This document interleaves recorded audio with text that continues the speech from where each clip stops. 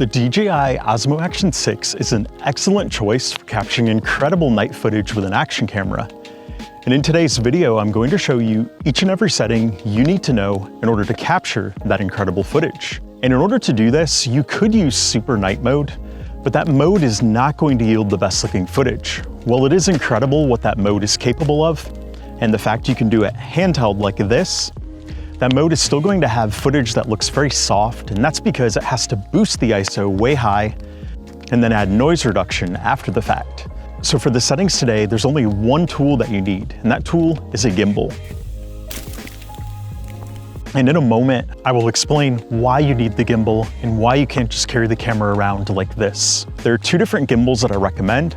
The first one is the budget-friendly model. This is the Hohem iSteady Pro 4. And this one goes for less than $100. But this gimbal does have limitations. It does have a maximum payload that's right about at the weight of this camera. So while it will work with this camera, you're not going to be able to use it with any heavier cameras. You are limited to action cameras only. The other gimbal is a little bit nicer, and this one is the Fiutech Scorp Mini Pro 3. And this one you can use not only with action cameras, but you can use it with smartphones, mirrorless cameras, or DSLR cameras.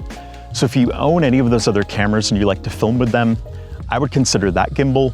But if you don't and you just use action cameras, the Hohem iSteady Pro 4 is a great choice. I will link to both in the description below. So let's get into the settings that you need to know to capture that incredible footage. So first of all, you want to make sure you're in the standard video mode. You don't want to be in the SuperNight mode, you want to be in the standard video mode. That's going to give us all the settings we need. Next, what you want to do is you want to go to the bottom and you want to select 4K 30. Now it doesn't matter if you select 4K 16:9 or 4K 4:3. 4K 4:3 is simply going to have a little bit extra vertical resolution to work with later on. Next, you want to go to here in the upper right and you want to select rock steady. The gimbal is going to provide excellent stabilization, but you still want to keep rock steady on because it's going to do an extra good job that way. When it comes to lens perspective, it does not matter for this mode what you select. Any of these are going to work. My personal favorite is natural wide. I like that. It's wider than standard D-warp, but it still minimizes a lot of distortion. So once you've set that up, we're gonna swipe down, and then we're gonna tap here on the right. And first of all, up here at the top, you're probably going to see Pro not selected. If you don't see it selected, make sure to select it and it's gonna turn yellow. You're going to need Pro selected to change the settings that we need to change. You're gonna go here to exposure, and it's probably going to start off at auto, but what you wanna do is you want to click manual here. And then what you want to do next is if you're in 30 frames per second, you want to drag the shutter speed down to 1/60. The reason we want that is going to be that 180-degree shutter angle, and it's going to have that really nice motion blur.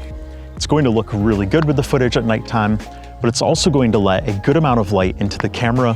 The slower our shutter speed is, the more light that will come into the camera. And with 30 frames per second and a shutter speed of 1/60, if you're filming city lights or anything like that, you're not going to have any problems with that flicker. It's going to help prevent that as well.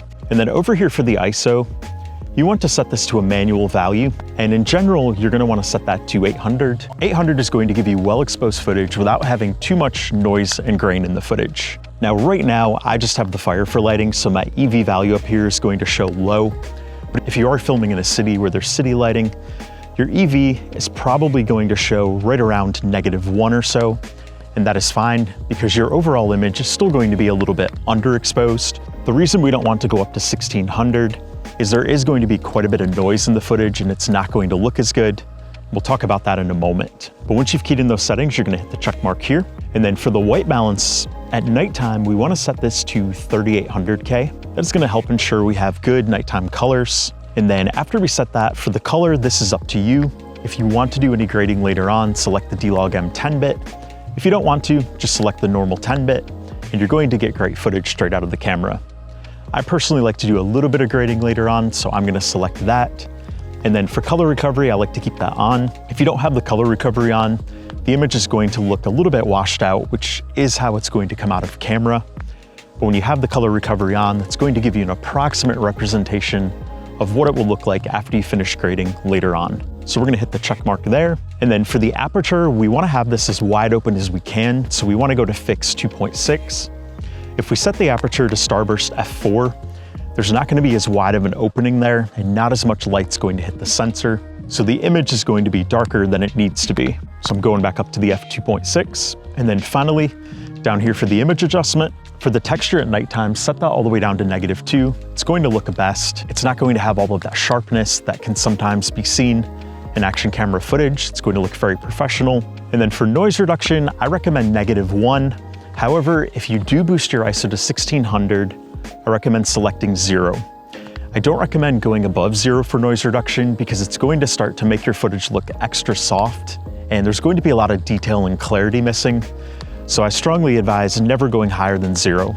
But if you're using the 800 for the ISO, go for -1 right there. And then once you hit the check mark, you are good to go. You're good to start recording that nighttime footage, and you are going to love the footage you get from this camera at nighttime. If you're interested in learning more about how to capture the very best footage with the Osmo Action 6, check out this playlist right here.